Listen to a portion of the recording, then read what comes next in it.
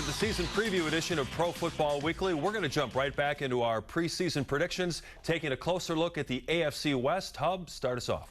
Well, you take a look at the Denver Broncos, and obviously that's the class of the division, and you look at the moves that they've made to try and fix that defense. You add DeMarcus Ware, Aqib Talib, and T.J. Ward. Those are three potential all-pros. Maybe you've got an unstoppable defense to go with that offense. They're going to win this division.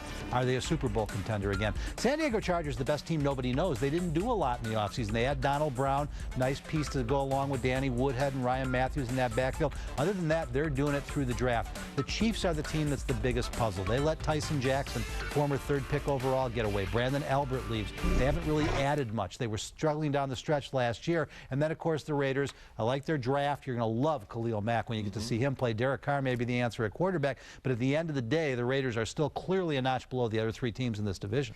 Well, yeah, obviously a lot of folks are still drinking that Palomino Kool-Aid. and there's a lot to like. But you're right. There's a lot of question marks on the defense. And we saw what happened in the Super Bowl. But you're exactly right. Kansas City, a very interesting team. When you look at how they go about their business with, running the ball with Charles, Alex Smith, being very, very efficient. When they were 21st in offense, but 6th in points, 24th on defense, but 5th in points allowed, and plus 18 in turnover time. What they're telling you, they know how to go about winning football games. And you know what? For whatever reason, if Denver has any kind of a stumble, look for the Kansas City Chiefs to be right there waiting to make a move. Yeah, and Peyton Manning desperately wants to get that second Super Bowl title.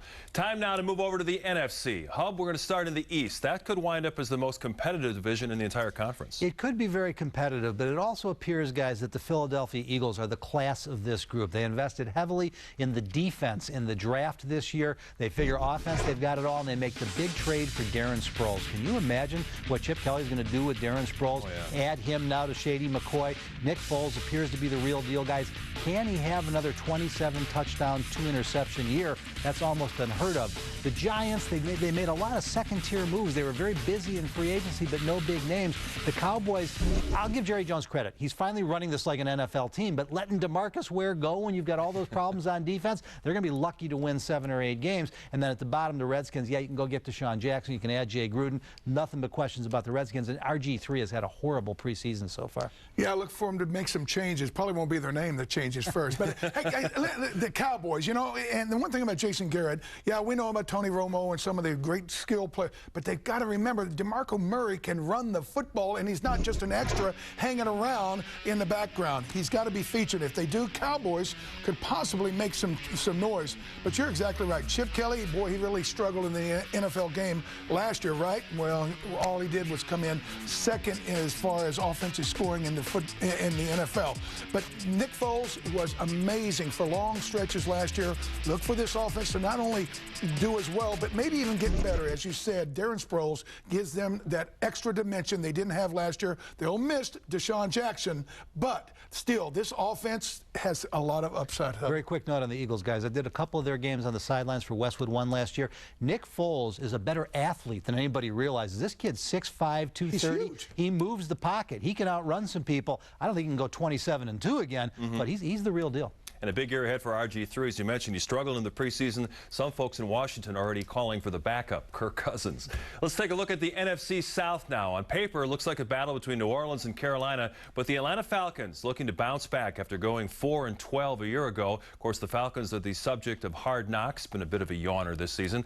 Hub, give us your take on the South. The interesting thing about the New Orleans Saints, guys, that nobody gives them credit for is Rob Ryan did a spectacular job with that defense. They were 4th in the NFL in points allowed. We know they're going to score points with Drew Brees and Sean Payton. Yeah, they let Darren Sproles go, but the draft pick of Brandon Cooks, you never want to predict rookies. That's the one pick in the first round everybody's talking about. They've still got plenty of weapons. They're still the class in the division. I know Carolina was the 2nd seed in the NFC last year. Love Ron Rivera. Love that defense, but that secondary got broken up a little bit. They've got nothing at wide receiver, and now Cam Newton's going to play with a broken rib. Falcons bounce back, but not back to where they were. I got big questions about the Bucs and Lovie Smith. I think Lovie's a great defensive coach, good head coach, but putting him in charge of the offense, which is what they've done, that's pretty scary to me. Well, yeah, but Josh McCown is better than a lot of people think he is. Hey, let me just say this. You know, there's no question that Ron Rivera's defense, #2 in football last year, will have an awful lot to carry this year.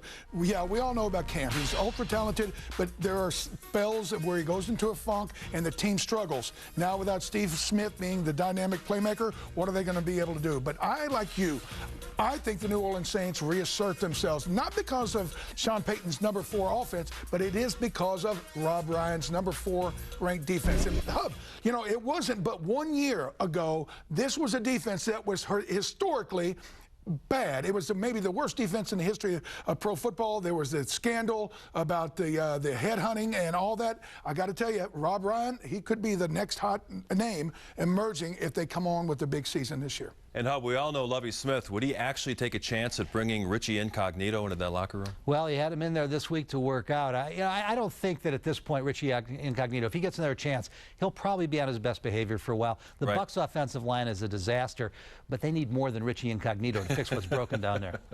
Time for another break here on Pro Football Weekly. Coming up, we'll look at the black and blue division of the NFC North, also the NFC West. But first, here's a look at our top 16 fantasy quarterbacks headed by Aaron Rodgers.